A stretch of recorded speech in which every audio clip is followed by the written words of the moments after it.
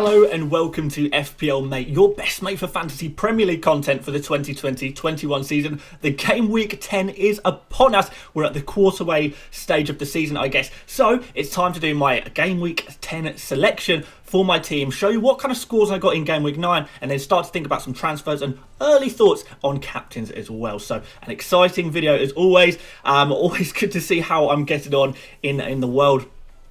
Is there green arrows? Is there red arrows? We'll find out in a second, and you'll see my plans going forward. So if you do enjoy this video, please do give a big thumbs up on the video. It's really helpful, really helps push my stuff to other people. So really useful if you can do that. And of course, if you're new around here, please do consider subscribing, turn those notifications on so you don't miss a thing. I'm going to help you through this FPL season. But without further ado, I think we go to this video's sponsor, and this video is very kindly sponsored by OneFootball. All these team selection videos are going to be sponsored by OneFootball for a little while at least. So for those of you who don't know what OneFootball is, it's a great app and website for all things football.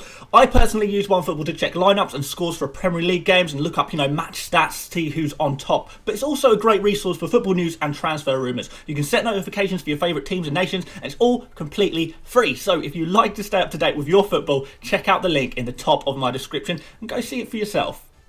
So let's move on first of all to my game week 9 points and scores. It's probably the team that you're seeing in front of you, if you follow this series, probably not looking quite like what you expected it to do. If you caught my deadline stream at the end of last week, you'll know that I opted in the end to switch out Robertson to Lukadina.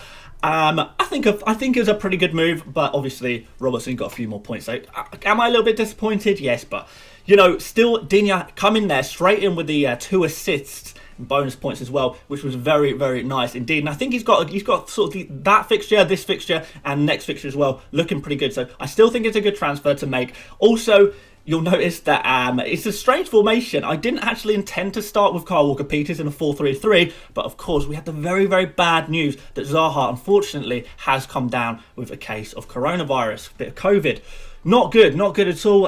It's just another one of these surprises that's coming up in this crazy season, I guess. But overall, I think this was a pretty bad game week for me, because mostly, and this is the thing that I'm dwelling on a lot, the thing I try not to dwell on too much is my captaincy decisions, but for one particular reason, I am dwelling on this captaincy fail, I guess, because obviously I went for Ziyech as the captain this week. I've got DCL as my vice captain, and he was the guy I should have gone for. I should have gone for Dominic Calvert-Lewin, and usually I will say to you, just because they got the most points doesn't mean that was the best player to go for. It's very easy to say in hindsight that I wish I had that player. Easy to say that in hindsight, to pick the player with the most points. You can't always get that right, but what annoys me in myself is that in my captain's video that I made on Thursday, or I think it was Thursday of last week, maybe it was Friday, can't quite remember, but in that video, I literally said in the video, statistically speaking, based on statistics alone, I think Dominic Calvert-Lewin is the most likely player to get the most points. And yet, I decided against going for him for captain because I was a little bit put off by the fact that he isn't I guess, typical premium player. And I wanted to go for a premium player as captain. What I should have done is followed the stats, because kind of that's what I'm preaching every single video. Follow the stats. That's where you should make your decisions. And I didn't do that, and I've been punished for it. So if I practice what I preach, actually do the things that I'm telling you guys to do, then I would have been 10 points better off, and it would have been a really nice game week. But 61 points, it's still well above the average score for this game week. Considering it's a failure of a week, if you like, when your captain blanks, you've got to kind of call it a bit of a failure.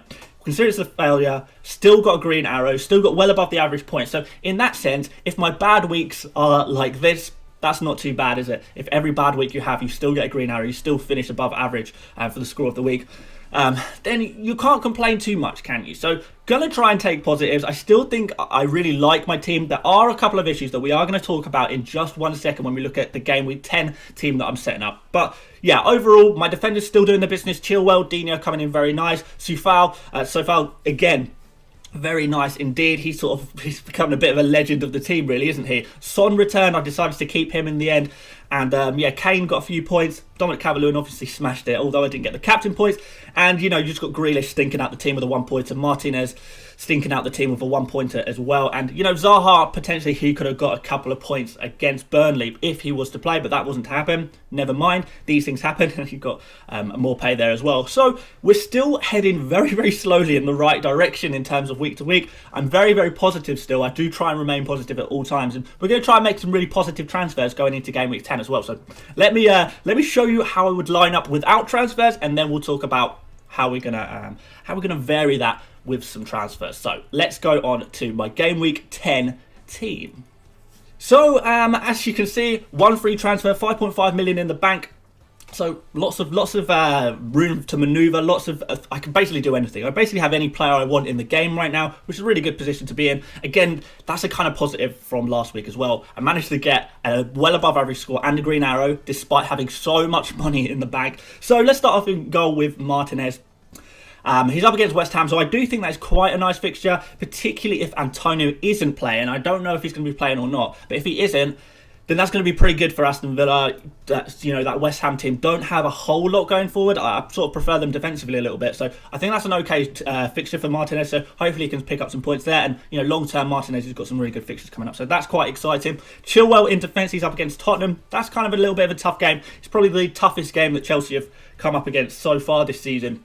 So are we a little bit worried about that one? I guess we are. If there's going to be a game where Chelsea don't keep a clean sheet, it's going to be this one. They've been pretty good for clean sheets recently, haven't they? But Chilwell, he does have that attacking threat, and Spurs do have a certain degree of vulnerability in defence as well. So I do think that, the attacking returns are always on with Chilwell, and he's not going anywhere in my team. He's a player I want to have long term. Next up is Lukadina, the new guy in my team from last game week. Sort of my last minute transfer, 5 minutes before deadline. I made that transfer in the end. Although I was speaking about it throughout the stream. So guys, if you do want to have my absolute latest team, my final teams, you've got to follow those streams. Unfortunately, I know that's not always going to be possible, but I'm not going to sabotage my own team by making early transfers that I'm not confident in making. Just to sort of appease an audience, and I know a lot of people like to copy my team. I can't really help you there, unfortunately. But I can talk about players I like, and Dina was a player I liked. Dina is a player I went for in the end. It's kind of a risky punt it's kind of paid off so far, in the sense that he got 8 points and shifted Robertson, I know Robertson got the clean sheet and the assist, but I don't think that's going to happen too often over the next several game weeks. And Dina over the next two is looking really good. So against Leeds, couple of games recently where they haven't scored. I know they're usually scoring a lot of goals, but I have a little bit of confidence in that. Not a massive amount, because Everton in defence haven't been amazing by any stretch of the imagination. But the creativity that Lukadina provides, especially against a Leeds defence that have not really particularly looked good this season, I think there could be potential for some more assists, some crosses into Dominic Calvert-Lewin, etc. So that's pretty good there. And then Sofal, again in defence, the man, the myth, the legend, up against Aston Villa. Not really sure what Aston Villa team are going to turn up. Are they going to score goals? Aston Villa have been kind of unpredictable this season, I think. But again, there's going to be potential for clean sheets here. There's going to also be potential for assists, because I know Sofal, he likes to get up the pitch, he likes to put crosses in. Let's see what he can do. And then moving on into midfield, I've got Heung-min Son. Obviously got a very nice score last game week, but he's got another really tough game in a long stretch of not so good fixtures. And he's kind of the first in this video. He's the first problem area that I want to kind of address at some point, whether it's this game week, whether it's another game week. I don't want Son in long term. I really don't. But yes, he did. His stats look okay. They look okay, but you kind of, when you're comparing Son's stats recently to De Bruyne, you're comparing to Bruno Fernandes, even to Salah when Salah's playing, he doesn't quite match them. And I don't think the form that he showed earlier in the season is going to be sustainable. I said it before, I don't think it could be sustainable at all. And I think we're going to start to see a little bit more of it not being sustained, particularly in these hard games. Chelsea away is a really, really tough fixture. Chelsea have been fabulous in defence since they switched up their keeper. So I don't know. I'm not expecting big things from Son this game week, and I'm not expecting huge things going forward either. So we'll see what happens there. Next up, Ziyech in midfield, up against Tottenham. Again, it goes both ways, doesn't it, in this game? And it's kind of tough that with all of us, we'll probably have a lot of Spurs players and a lot of Chelsea players, and they're all playing each other, and that's kind of not really ideal, is it? It's not really ideal. But Ziyech is a player I want to keep long term. He's got a nice fixture against Leeds, I believe, next game week, so he's not going anywhere. I do think he played fantastically, even though he only got the 3 points.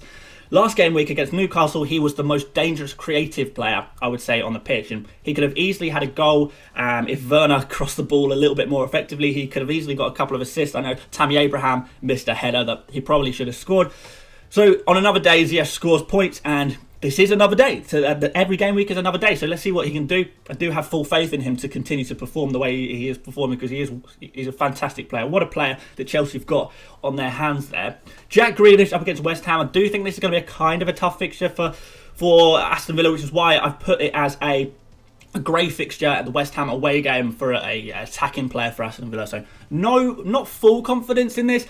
But, you know, Jack Grealish, he is playing so fantastically, so well, that he can pull out a bit of magic. So let's see. Hopefully, one of two things is going to happen. Jack Grealish hauls, or Sofal gets his clean sheet. It's a win-win situation / a loss-loss situation, depending on how you look at it. I can't get all the points. You can't always, you know, engineer a situation where none of your attacking players are playing and none of your defensive players. Can't always do that. And if you're purposely trying to avoid your attackers playing your defenders, you're going to end up getting burnt in the long run, because you end up making very short-sighted decisions. And that's not what we're going to do.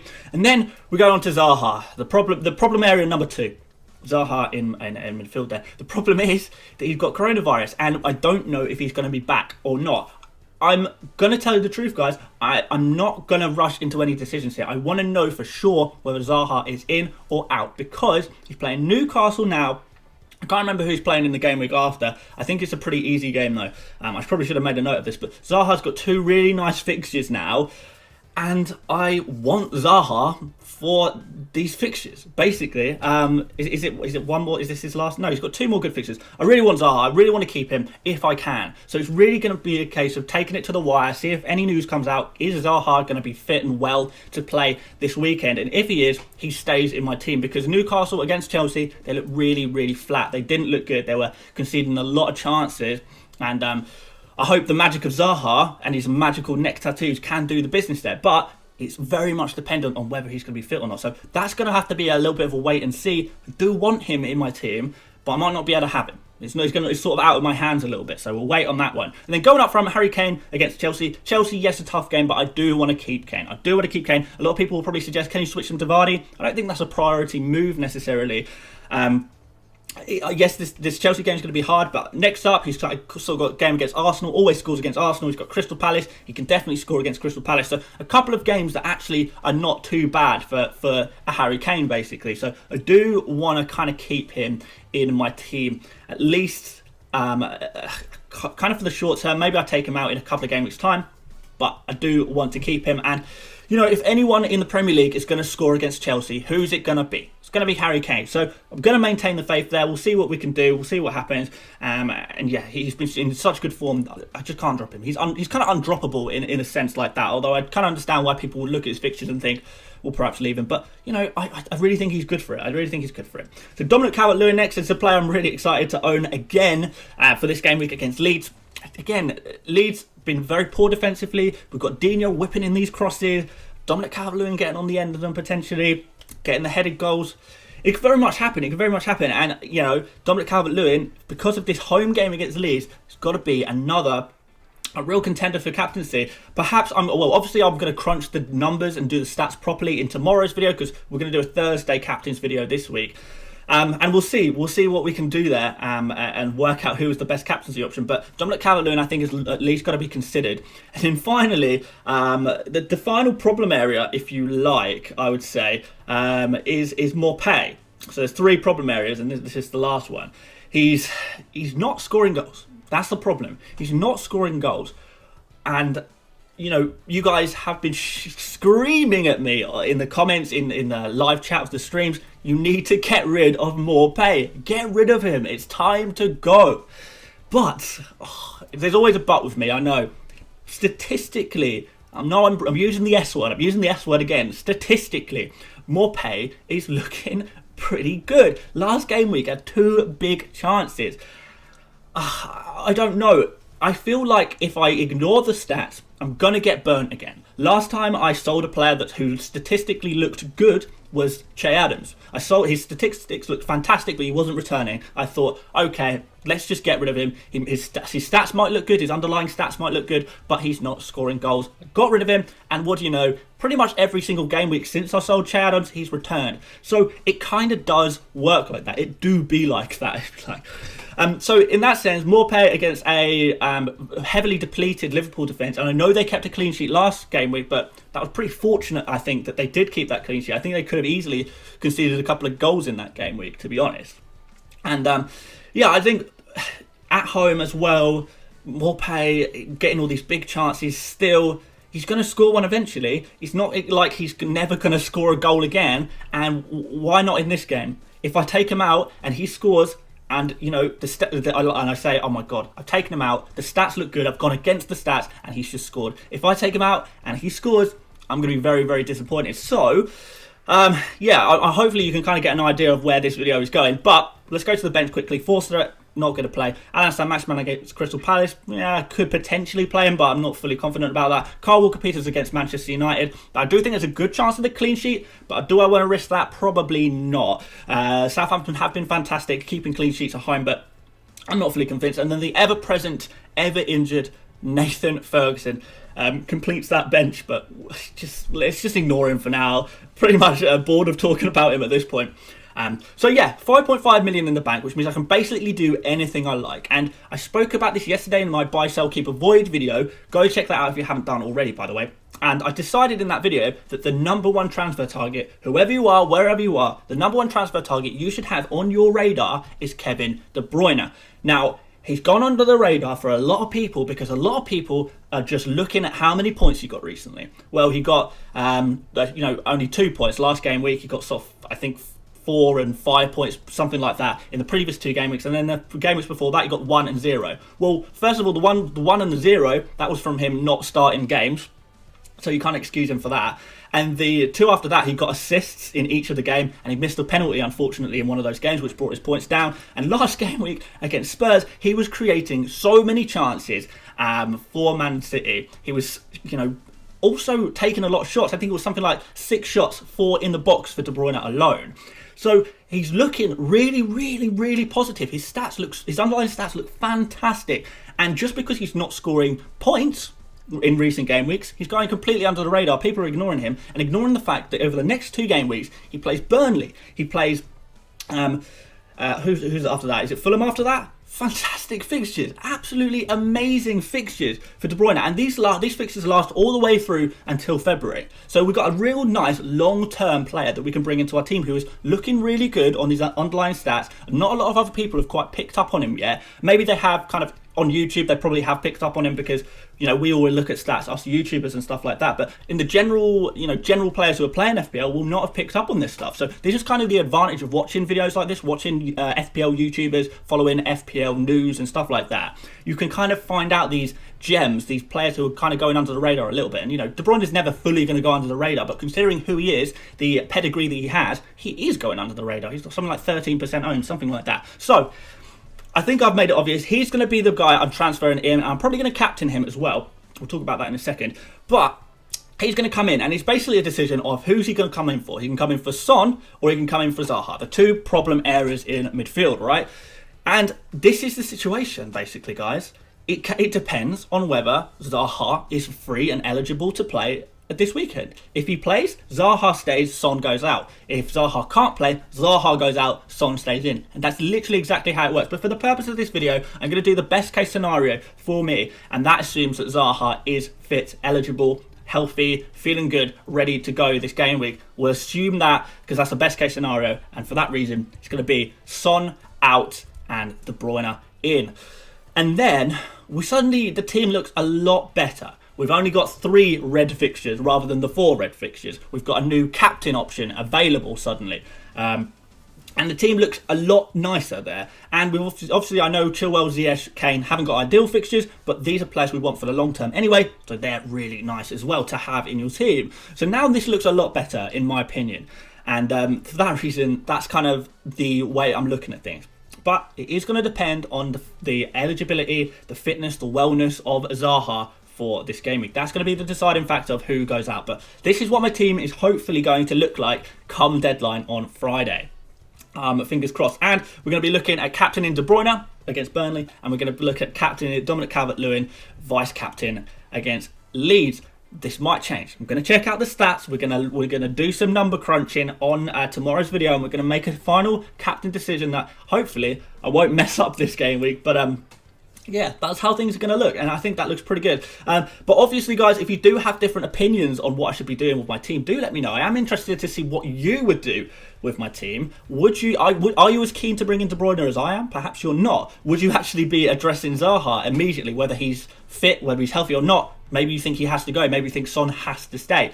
Morpay, would you take him out? Would you say he's a priority area? Statistically speaking, he's not, but he's not getting points. So how do you look at it? Do you look at the points? Do you look at the underlying stats? That's kind of up to you, isn't it? So let me know what you think about this team. And yeah, very interesting to hear your opinions. And then obviously, if you've got any other questions, please leave them in the comments and I'll try my best to try and answer them and try and give you my opinion on any kind of problems that you have in your team. But there we have it, guys. Thank you so much for watching. Of course, if you did enjoy this video, please do leave a like. Like I say, it really, really helps the channel a lot when you guys like the video. So please do consider doing that. And if you're new around here, please do consider subscribing as well, because, well, we're aiming for 50,000 subscribers. Don't know when it's going to happen, but I think it could happen pretty soon.